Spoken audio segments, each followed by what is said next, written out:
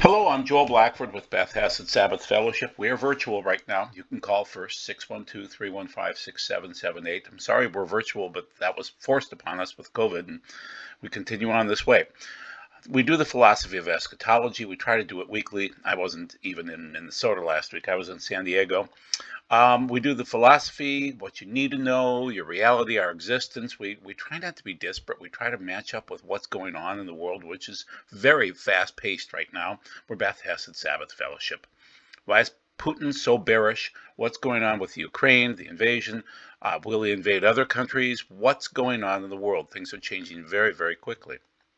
Putin is a calculated man. He's a chess player. The Ukraine is just part of his chess board. And why did he choose to invade? Normally, that's not his style. He's a very aggressive man.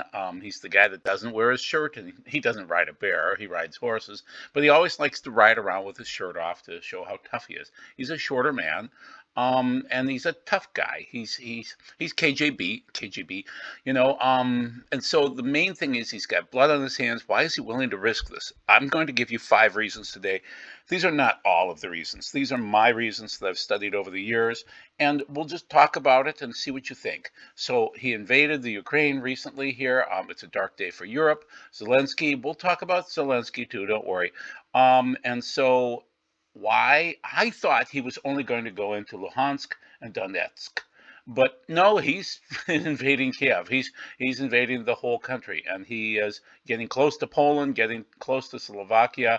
He's coming up from his uh, Black Sea area. I'm blanking on the name of that area down there that he took over many, many, many years ago. That was 2014. So the main thing is he's done it before. He'll do it again. But why now, and why in the style that he's doing? So let's discuss those reasons. Once again, why is he invading Ukraine? Why now? Terrifying warning to the West. If to anyone who would consider interfering from the outside, if you do, you will face consequences greater than had you had faced in history, as he claims to be denazifying Ukraine. Very interesting comment. So we'll discuss that, what I think he means by that. And there you can see he's in Chernobyl area. Why even go after that area? I don't understand. But so the main thing is the denazifying. So let's discuss it and let's go through it. Once again, we do the philosophy of the end of days. We try to quote the Bible properly, try not to twist it. We try to give you prophecy that's accurate. And the news, we do newspaper exegesis, but so did Jesus in Matthew 24. That's what he recommended. So don't think that that's a horrible thing. So let's go through the Bible first. Daniel 7 talks about the 4 animals. The first was a lion, which is Babylon. The second was a bear, Medo-Persia. Well, the first one could be a lion like England, like Great Britain. They're a lion, that's their symbol. The second one is a bear, definitely Medo-Persia, but could that be Russia? And so this bear raised itself up on one side and had 3 ribs in its mouth between its teeth, and it was told by God, get up and gorge yourself with flesh. Is that what's going on right now? The leopard is Greece, but is that, and the 4 wings is interesting because it reminds me of France. So could that be Germany and France together? And so I would think today it would be maybe financial systems or military systems or something like that. The 4th animal is Rome, dreadful, horrible, extremely strong, great iron teeth. Could that be the beast's animal at the end? That's what most theologians and scholars believe that to be. So that's Daniel 7. And so then comes from the 4th beast this Antichrist. Horn were eyes like human eyes with a mouth speaking arrogantly. So that would be what we consider to be the Antichrist. So that's Daniel 7, the 4 beasts. And many people are preterists or partial preterists, and they believe this is done and over with. I believe the prophecy repeats itself, and I've seen it happen many, many times.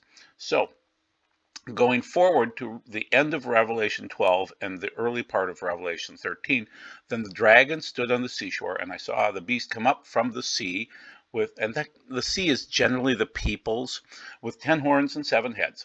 On its horns were 10 royal crowns, and on its heads were blasphemous names. The beast which I saw was like a leopard, Germany again, but with feet like those of a bear, Russian bear, and a mouth like that of a lion, well, that could be Great Britain. To the dragon, that could be China, gave it its power, its throne, and great authority. One of the heads of the beast appears to have received a fatal wound, but a fatal wound was healed, and the whole earth followed after the beast in amazement.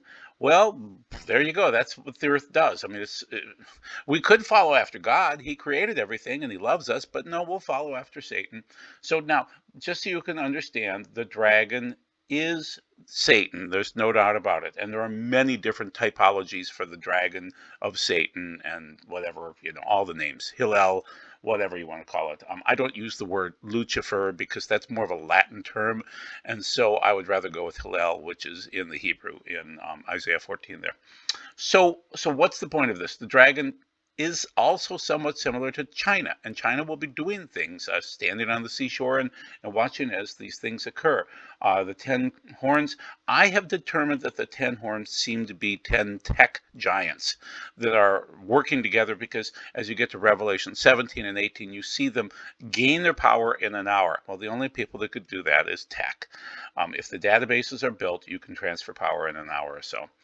It's interesting to see the Russian bear with the feet and the mouth of a lion. So we'll see what happens here. This is prophecy. You can judge it in the rear view mirror, but it's really hard to look forward and figure out what's going to happen. So my points, the 5 points that I'd like to go through are, first of all, Putin and the Russians love Mother Russia. They love whatever they are. So you could say that, Russia is basically the big Russians, okay, the great Russians. Then the Ukrainians are the little Russians, and Belarus are the white Russians. Bela would probably be white in that case. So the main thing is they're all basically the same people. They all are really very Viking-ish, okay, coming from that particular area. And then Moscow was really a backwater until 1147. In some ways, they are a third Rome. They view themselves that way. So basically, you have the first Rome, which was the beast. Then it went to the area. Oh wow, I'm blanking on it right now. I just drew a blank. The Byzantine area was the second Rome, okay, and then they were conquered, and then it seemed to transfer up to Russia through the Orthodox faith, especially due to the split where the Orthodox, whether it's Greek Orthodox or Ukrainian Orthodox or Russian Orthodox or any Eastern Orthodox, they do not like the Roman Catholic Church. We'll talk about that. But the main point first is it's Mother Russia. They've never been defeated. Napoleon tried to do so. Hitler tried to do so. And they have winter on their side, and most armies fail when they run into Russian winters. So they are trapped in these medieval myths, no doubt about it. They are shared cultures. They're brothers. They hate each other as brothers would, but they love their areas. They love their countries. They love being Eurasian, and we'll discuss that in a minute. So they are very nationalistic, and the church is part of that. Now, the Nazi issue is more, they're comparing the Roman Catholic Church to the Nazis. That's where they're going with this. And so on the lower left-hand side, you see Putin down there, but then there's also Alexander Dugin, who is his Rasputin. He is his philosophical advisor, okay? So Dugin has been recommending for years that Russia one withdrew from the Middle East, but then gets back in there and asserts this Eurasian methodology. And so they call liberalism, especially the Western societies, to be retarded. They really want the concept of Eurasia to be the governing concept of the world. And so this Rasputin, this Alexander Dugin, has been working with Putin all these years to develop a philosophy of Eurasia, of Russia, and that includes a little bit of China in a friendly way, but not that closely aligned, because there is no monolithic communistic bloc when we had communist nations, and there's really no monolithic dictator bloc. Okay, they all are dictators of their own places. They're nationalistic in most cases, and in this case, Russia is very, or their Eurasian model is very, I don't know. They are unique and they don't like other models. They don't like Western democracies and Western attitudes, and they want to do their own thing. So anyway, the point is that during the Blood Moon Tetrad of 2014, 2015, as those occurred in the sky, Russia was moving back down. So they had given up on the Middle East, then they came back down again. They conquered Sevastopol. That was the area that I forgot about 2 minutes ago. And then they also ran into Syria, and now they're entrenched, and they're right at the doorstep of Israel. Now, that doesn't mean that they are Gog Magog, when we'll talk about Ezekiel 38, 39 later on. But the main thing is that they are a force and they want to move oil around. And they really only have one part of their economy. Really, they have two. They have weaponry and they have oil. And that's about it. They are a tiny little economy. They're, I think, $1.5 trillion, and the United States is, I think, 30 trillion. And just we're massive compared to them. And some of our states, like New York or California or Texas, have an economy that's much bigger than Russia. So just keep that in mind. But they have an ideology. Texas has one, I guess, California kind of. But the main thing is Russia has a unique ideology, and they're proud of it. And militarily, they are a dominant force, so you have to respect them that way. Texas doesn't have a military, they have guys with guns, though. So, number two is the love of Orthodox faith and detesting the Roman Catholic faith. So keep this in mind. They haven't gotten along because there's the primacy of the papal supremacy, so to speak. So the Roman Catholic Church wants to enforce this doctrine. Now, the Eastern Orthodox Church realizes that the Pope came first and things like that, but they do not want to bow and kiss his ring. They don't want to do that. So they would argue that they want to be separate and equal rather than coming underneath the thumb of the Pope. And we'll just go discuss the Pope a little bit more later on. But the main thing is they aren't going to unite with the Catholic Church. They can talk, but the Greek Orthodox Church or the Russian Orthodox Church, again, will not submit to the authority. There has been extortion and wars and other things like that. And then when the Turks came in there, which were Muslim, the Roman Catholic Church kept on saying, well, we'll help you if you submit to the Pope. So, it's just caused this wedge to be driven between the two of them, and I just can't see it reconciling. But then again, I've been wrong before. Number three, food. So this will be part of another point, but the main thing is Russia wants to be able to feed itself, and so if they're going to export food, and Ukraine produces a lot of food and a lot of other things too. So for them to shut down the Ukraine drives up the costs of things, but that actually helps them, especially with oil and food. So this isn't a bad thing for Russia to drive up the cost of corn and wheat and other things like that. And so this doesn't hurt them in some ways. Driving up costs makes them more money. Especially if they're the ones that are exporting these types of things. So keep in mind that food is a critical piece of this, and we'll explain that as I explain how there's a global issue with the poles wobbling. So we'll get to that in just a minute. Okay, so once again, rapid food inflation will hurt the poor, but in Russia, they'll be producers, and they have always barely survived, but they know how to barely survive. Okay, so let's just talk about World War I, World War II. Let's talk about the pogroms and all these other things. They've always just kind of survived. Not very well, but they've survived. And so they can get through. America can't get through a bad situation. If our food prices go through the roof, we won't get through this. We're so spoiled. We're brats. When you go to Russia, they're so used to horrific conditions. They'll get through somehow. They'll figure out a way to survive. They always have, and it's historical for them. So just keep that in mind. Okay. So, and we're going through horrible record food prices, guys. You haven't seen anything yet. It's going to be so horrific by, say, next spring. Okay, so fear makes Putin make more oil money, and he does. He makes a lot more oil money, and he's thrilled with this. So for him to invade Ukraine and cause the price of oil to go way up, it's a great thing for him. So this is strategic for him. It makes sense. Okay, continuing on. Here's the polar wobble part. Okay, so you may not believe me, but this is also highlighted by Ben Davidson, the Suspicious Observers, and other people are noticing it too. So, and these are established sources. I didn't clip exactly where they came from, but these are established. The ESA is reported on it, not always anymore because it's getting worse. And then NASA has been reporting on it too. So basically, the North Pole was moving towards North America.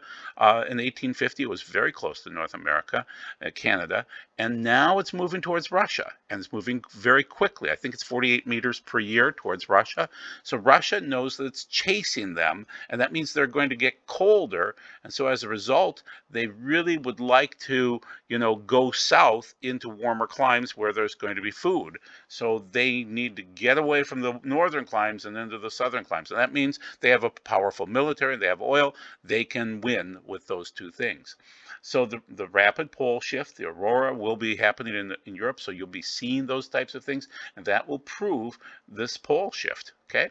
Now we're going to move on to one other point, just so you're aware that there's this contention over the years between the pre-trib rapture guys and people like me, where the pre-trib guys are going to say Rosh means Russia. So when you see Ezekiel 38:39 and you see the chief prince of Meshech and Tubal, you're going to say, oh, that's the Rosh in the Hebrew. Okay, well, yeah, you could say a veiled reference that it means that, and you can see down below that this guy says, well, my father told me that the kingdom of Gog is the state of Russia in our days. So that's interesting. The problem is, historically speaking, Gomer was in Turkey. Torgama was in Turkey. Magog was near Turkey. Meshech and Tubal was near Turkey. Okay, you can see the left-handed map. That's where it is.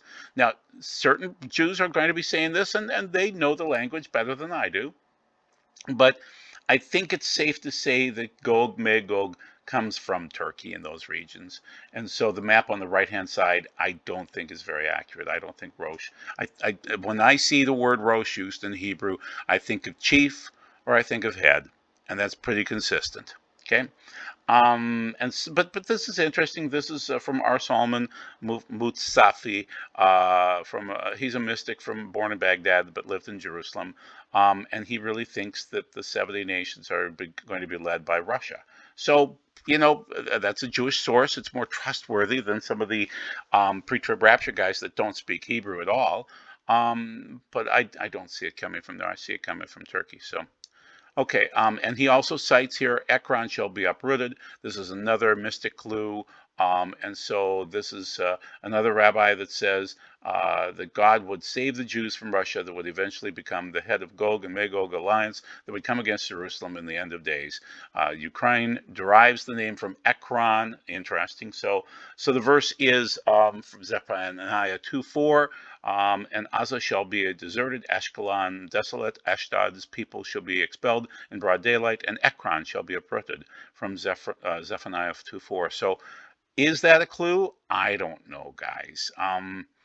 Two sources there saying that Gog Magog is going to be a Russian deal. I'm still saying that it's going to come from Turkey, and that I'm saying, based on a young Natan boy, a 15-year-old boy from Israel back in 2014, 2015, saying that Obama is Gog. And I'm going to stick with that until I'm proven wrong. Okay, point number 5, Zelensky. This is why I didn't want to record a video right away, because I wasn't sure exactly what was going on. Is Zelensky a nice little Jewish boy, or is he a bad boy? He's a bad boy. You can see the dance on the left-hand side here. He's a comedian. He's an actor. Actors wear masks. Demons wear masks. Even the Jewish rabbis know that. Klaus Schwab wears really weird wedding garb on the beach. That's just gross. And there are neocons in the world, like Lindsey Graham and Hillary Clinton and Bill Clinton, and goodness gracious, George Soros is so evil. He's completely evil. So the main thing is Satan himself transforms himself into an angel of light, and these people are trying to appear to be good people. They're evil people. Soros is evil. Klaus Schwab of the World Economic Forum is evil. Zelensky is evil. You may think he's a nice, sweet guy. He's got the cute little wife, the cute little kids, and he seems to give the right statements. He's an actor, and he's acting. And so I'm telling you that these evil people are behind this. And so you need to be aware that Zelensky is going to let you down every single time he's acting. And it's not going to go well. The main thing is he has a degree from the World Economic Forum. He is a Soros man. He's a puppet. He's an evil man. He plays the part well as an actor, but he's a Soros and Klaus Schwab man. Get used to it.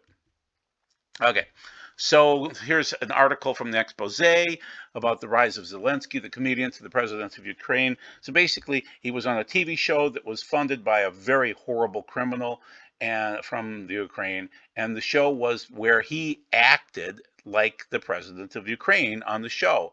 And it looks as though it wasn't really a popular show by the people. It was astroturfed, that's when an impression of widespread grassroots support is created where little support exists. So, yeah, people are aware of him, but basically, the guy that made this happen, once again, there's a picture of Zelensky meeting with Klaus Schwab on the lower section there, and so he's a puppet. He's a puppet. So on the guy on the left-hand side is Kolomoisky or whatever. He is a corrupt businessman. He's 136th, I think, in the list of wealthiest people on the 1941st richest person in the world. Well, good for you. He's corrupt. And so the main thing is the World Economic Forum is condemning the aggression by Russia and wants a war. They want Ukraine to join NATO and NATO to stock them with weaponry and then go and fight against Russia. That is stupid. That is dumb.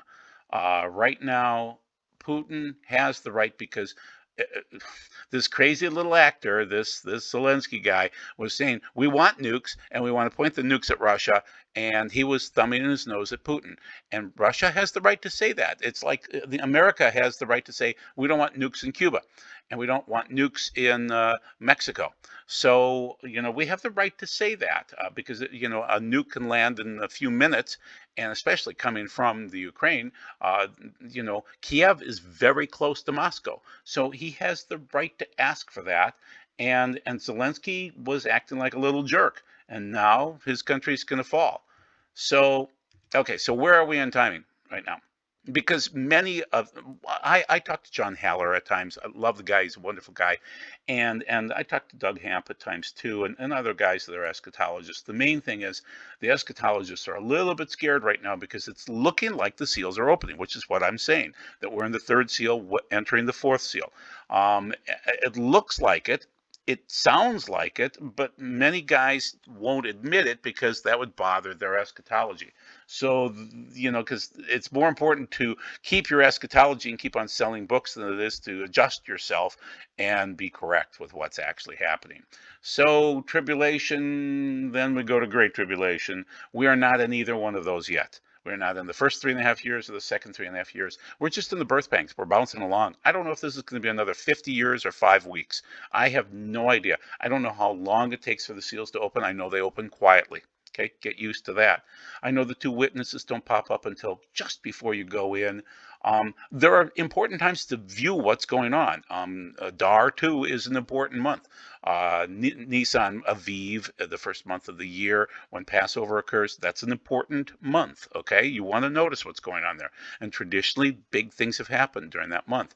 And then you really want to, kick back and wait for a while and see what happens in the fall, because that would kick everything off. Things happen in the fall. If you're going to take off and go the final 7 years, like Mark Biltz says, we're going into a Shemitah time frame and possibly into a Jubilee. Well, then it would kick off in the fall. Okay, just get ready for that. So Putin is invading for a reason. I don't know how it factors into the birth pangs of the tribulation, of the Great Tribulation, other than I think we're heading towards Seal 4. The players, there's a lot of players, guys. Putin is part of the players too. So you've got all sorts of people. You've got an Antichrist. You've got a false prophet. You've got Gog. He is different than the Antichrist. You've got the king angel of the abyss. You've got, locusts coming from the abyss. This is all Revelation 9. You've got cavalry soldiers that are, coming in with the sixth trumpet in chapter 9 again of Revelation. Then you've got Illuminati. You've got Klaus Schwab, you've got George Soros, Zelensky's an evil little puppet too. You've got all sorts of people. You've got the 10 big tech horns that I've described before. Satan is involved in this too, as fallen angels. You've got demons that will manifest during the time frames. You've got more natural disasters happening all the time. So don't just concentrate on the Antichrist. Who's the Antichrist? What's going on with it? No, there's lots of other things to be concentrated on first. And then keep in mind that you want to be one of the good guys. You aren't going to be part of the two witnesses, probably the 144,000, but you could be part of the Kedoshim. Those are the earth-born people that are holy people. So those are the people that love God and do whatever he tells them to do. You want to be part of that. And so keep in mind, we're all focusing in on Rosh Hashanah and then Yom Kippur and then Sukkot, because that's when things seem to happen. And it seems like if there was going to be a judgment day, it would be the end of Yom Kippur, right at the end. So keep that in mind. So basically, we're going into this time frame. I gave you some reasons why I think that Putin had the right to do this, and Zelensky's the reason. He's a puppet of Soros. He's a puppet of the World Economic Forum, and he was thumbing his nose at Putin. And I thought Putin was only going to do a few little things, but he's going to do some big things, and he might do more than that. The main thing is it's not time for World War III, but it could happen, people. So I think you should be praying about it. I think you should. And that means getting your garments clean, and that means preparing for a wedding, because at some point in time, we will go into that wedding time frame. Yeshua is going to be revealed, and he is going to return. So get ready for that. And that's the end. God bless. We hope that you have a good week, and we'll see you probably next Sunday night. Take care. Bye-bye. God bless.